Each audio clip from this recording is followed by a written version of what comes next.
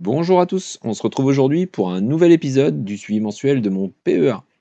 Comme tous les mois, nous commencerons par faire le point sur les marchés, notamment le CAC 40 et le S&P 500. Un petit tour du tableau de suivi, on ira également voir ce que ça donne sur Fortuneo. Donc pour rappel, le portefeuille a été ouvert début 2024, on peut voir une évolution de 5,77%. Il est valorisé actuellement à 6 151,22 €. Elle a une performance de 333,38 €. Et en dessous, vous avez le détail des ETF et des actions que je détiens. Donc, vous pouvez voir qu'en grande partie, sans vous spoiler le reste, je suis énormément basé sur un ETF, sur le S&P 500, et après j'ai quelques actions individuelles de croissance. Mais avant de défiler le tableau de suivi, allons voir ce qui s'est passé sur le S&P 500 et le CAC 40 ce mois-ci. Alors, le CAC 40, donc vous pouvez voir aujourd'hui qu'il y a une forte baisse, on perd 2% uniquement sur la journée du 30 septembre. Donc on est le 30 septembre, il est 21h04. Aujourd'hui, on fait moins 156,04. On va voir ce que ça a donné sur le mois. Donc sur le mois, on a une perte de 10,67 points, soit moins 0,14%.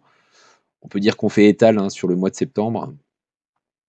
Donc on avait pourtant bien chuté dès le début, comme vous pouvez le voir, entre le 2 septembre et le 6 septembre, on perdait 3,85%. Pour ensuite remonter progressivement, enfin, jusqu'à l'annonce du marché chinois, notamment du plan de relance du marché chinois le 26 septembre, où là, pour le coup, on gagnait 1,25% par rapport au 2 septembre, et encore vendredi, à plus 1,90%. Avec aujourd'hui, forcément, on revient sur l'étal, mais voilà, un mois neutre pour le CAC 40. Allons voir maintenant ce que ça donne sur le S&P 500. Comme je vous disais tout à l'heure, il est 21h, donc le marché n'est pas encore clôturé aux États-Unis. Donc pour l'instant, on a une perte de moins 13 points, moins 0,23% sur la journée du 30 septembre. Alors, sur le mois, donc sur le mois, par contre, donc là, vous voyez qu'on a une très belle hausse, plus 196,20 points, plus 3,5% sur le mois de septembre. Je me demande jusqu'à où va aller le S&P 500. Donc, comme sur le CAC 40 tout de suite, on a une grosse chute le 6 septembre pour ensuite ne plus arrêter de monter. Sauf aujourd'hui, mais sinon ça a toujours monté, donc on fait plus 3,56%. Allons voir maintenant ce que ça donne sur le tableau de suivi. Donc pour ceux qui ne le savent pas, je vous rappelle que vous avez la possibilité de créer une copie du fichier. Je vous laisserai le lien dans la description de la vidéo. Donc c'est gratuit et comme ça vous pourrez l'utiliser pour votre portefeuille à vous. Donc pour créer une copie dans votre Drive, c'est tout simple. Fichier, créer une copie. Et à partir de là, vous n'aurez plus qu'à mettre les infos de votre portefeuille. Donc allons voir tout de suite l'objectif du PEA. Donc je vous rappelle que je fais un versement mensuel de 500 €. J'espère obtenir un rendement de 7% par an. Donc vous voyez, sur la première année, donc j'ai déjà dépassé un petit peu les versements que j'avais prévus. Bon, tant mieux. J'ai prévu investir 6 000 €. Je comptais faire des intérêts pour 225,15 €. Je vous rappelle qu'on est à l'heure actuelle à 333,38 €. Donc pour l'instant, ça se passe plutôt pas mal. Et donc mon objectif à terme, c'est sur 25 ans, pour arriver à un total de 150 000 €, donc le plafond du PEA. J'espère obtenir 243 000 € d'intérêt pour obtenir un solde d'environ 400 000 €. Encore une fois, on n'y est pas, on va tout faire pour y arriver le plus tôt possible. Donc le carnet d'ordre, on va aller voir ce qui s'est passé sur le mois de septembre. Je vous montrerai aussi tout à l'heure sur le site Fortuneo directement. Donc le mois de septembre, voilà. Donc comme d'habitude, j'ai fait mon DCA sur l'ETF S&P 500. Donc j'en ai acheté 20 le 6 septembre pour un cours de 24,74 €, frais compris. Chaque fois, cette colle-là, c'est avec les frais. Le même jour, j'ai acheté du Total Energy. C'est vrai qu'on était sur un support à 60 €, donc j'ai acheté à 60,29 €. Le 10 septembre, j'ai racheté une action Total Energy pour 59,93 €. Le 12 septembre, j'ai acheté du GTT à 126,52 €. J'ai vendu le 13 septembre mes 3 ETF Inde. Donc on verra tout à l'heure aussi dans les achats-reventes, voir quel était le gain, à 29,13 €. Alors je suis rentré sur Pernod Ricard le 25 septembre, juste avant l'annonce Donc, je vous rappelle qu'il y a eu l'annonce pour le marché chinois le 26 septembre, la relance du marché chinois. Donc j'ai acheté du Pernod Ricard à 131,60 €. Si j'avais su qu'il y avait le plan de relance, je pense que je n'aurais acheté un petit peu plus. Pareil, le 27 septembre, j'ai racheté 2 actions Total Energy. Donc forcément pour un coût de 58,79 €. Et aujourd'hui, donc le 30 septembre, j'ai racheté du Total Energy à 58,89 €.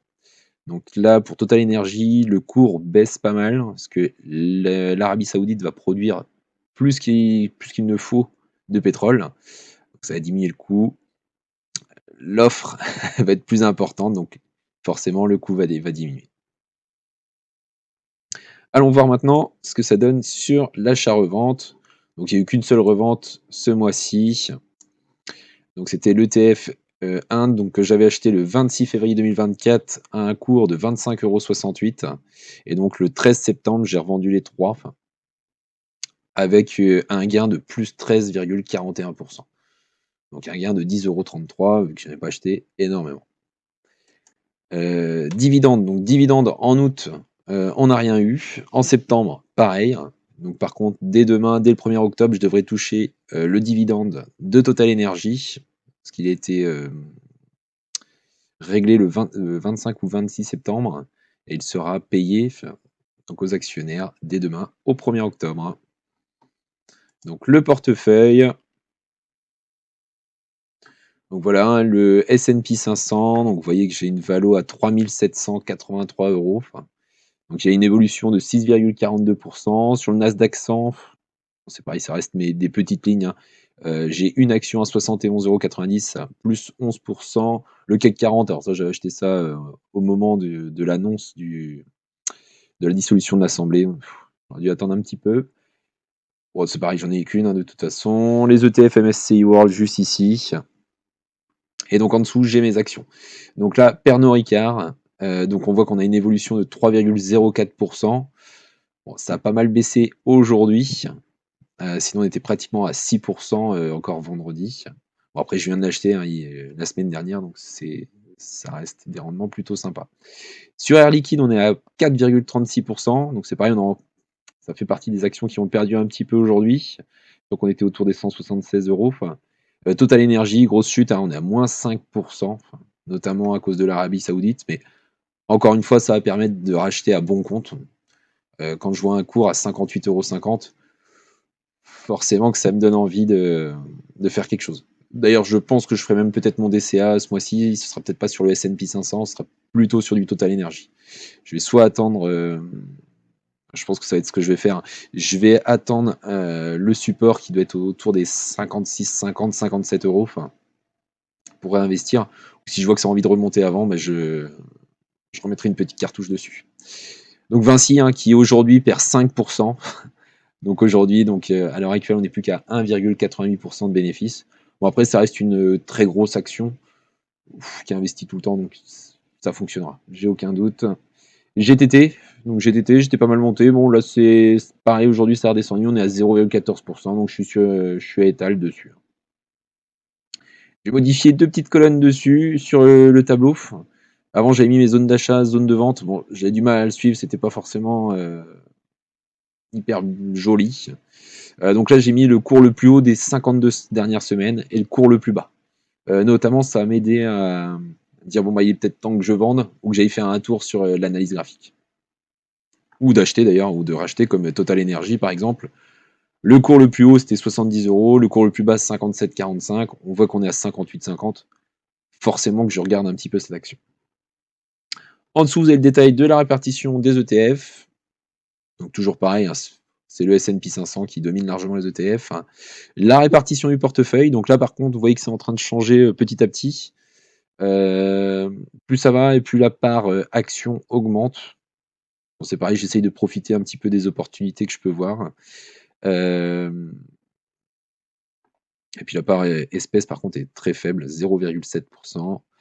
Répartition des actions, donc on voit que Air Liquide domine toujours avec 41%, Total Energy est juste derrière à 30%, Vinci 15%, Pernod Ricard à 6,5% et GTT 6,1%.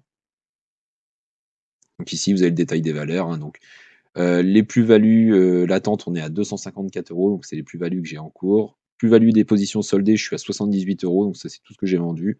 Les dividendes à 6,92 € et donc la totalité de ces 3 cases, 333,38 €. L'évolution, c'est ce qu'on voyait tout à l'heure. Il me reste 44 € d'espèces sur le PEA.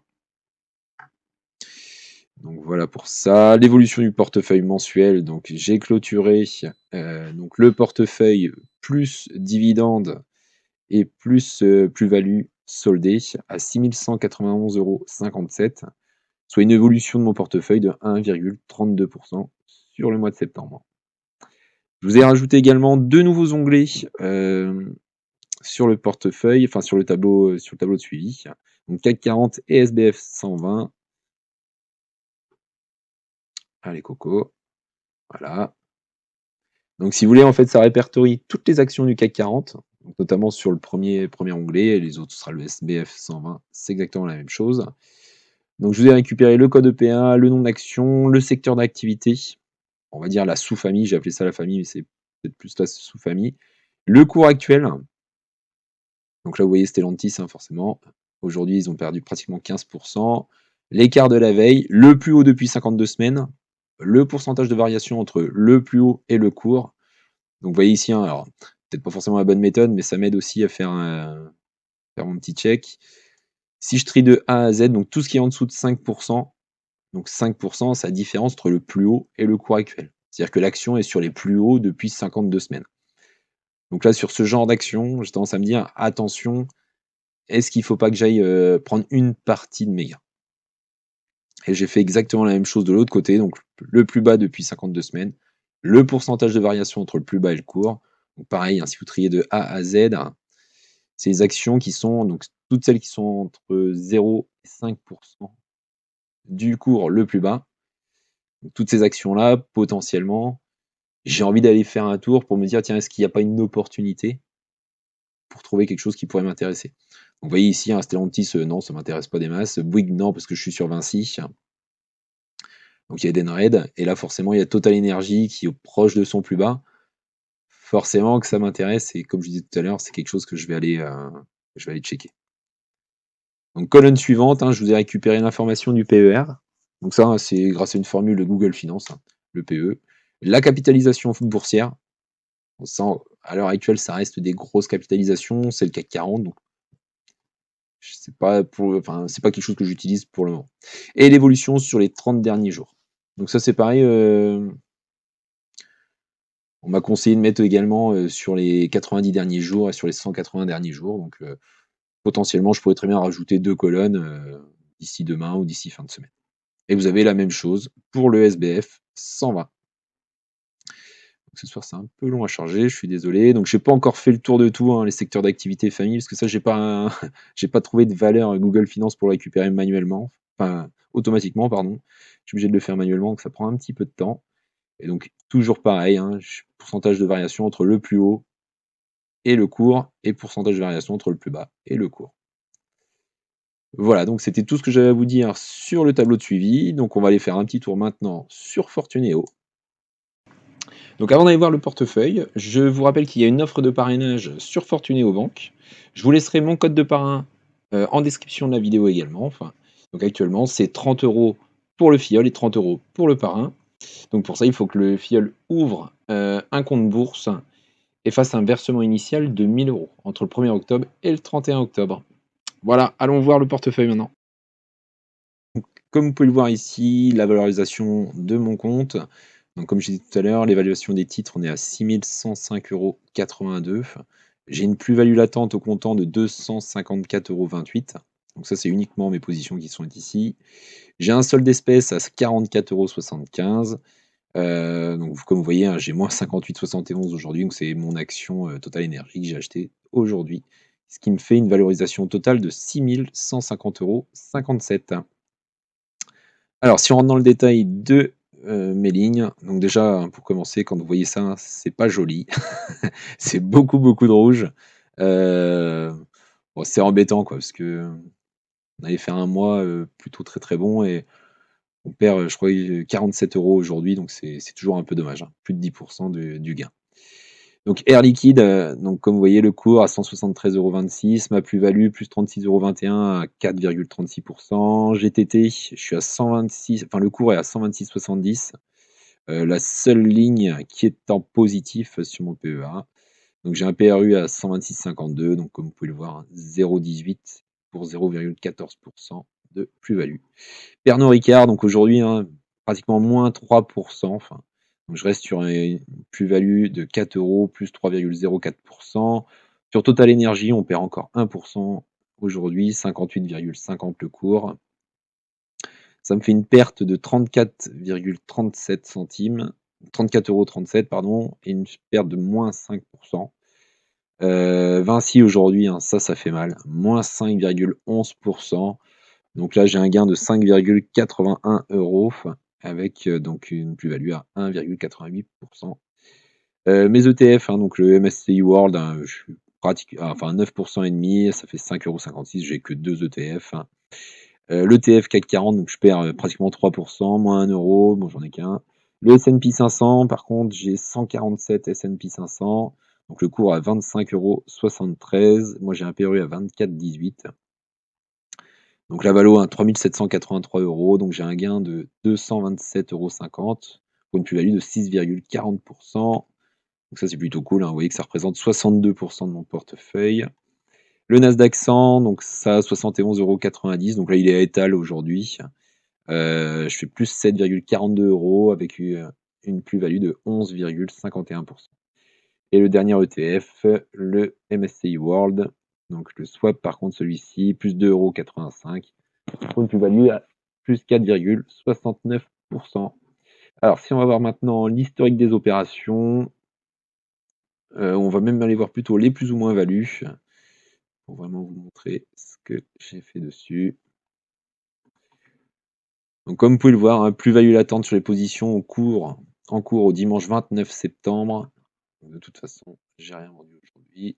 Donc 254,07 € et plus ou moins value réalisée sur les positions soldées sur l'année, 78,84 €. Donc la valo, 6 150,57 €. L'historique des opérations.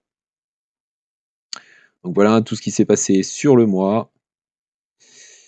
Donc l'achat de l'ETF S&P 500, donc les 20, hein, donc comme d'habitude, hein, vous savez qu'avec mon 9 starter, j'ai le droit à un premier trade par mois de 500 € sans frais de courtage. Donc je le blinde à chaque fois. Donc derrière, j'ai eu mes actions Total Energy, hein, donc avec les taxes de transaction financière. 18 centimes les 2 fois. GTT, bon, ça c'est tout ce que je vous ai dit jusqu'à présent, hein, de toute façon. Le PEA, donc c'était la vente. Ici Pernod Ricard, Total Energy et encore Total Energy.